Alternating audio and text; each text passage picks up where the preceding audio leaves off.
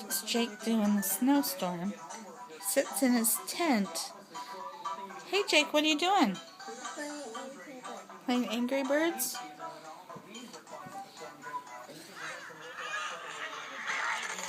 Are you having fun? I'm so glad. Got a pretty good setup in here. Okay, I'll leave you alone. Have fun!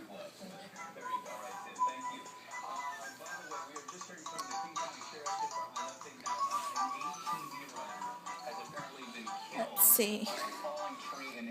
That is a dangerous reminder of how dangerous this ice storm is when you have the ice forming on top of all that snow that we saw yesterday. I mean, this is a really freakish storm and causing so many problems. We've seen dozens of accidents on the roads, too. That's right. You're looking live right now. Problem in the north end. That's 405 at 525, where a DOT worker was hit by a car.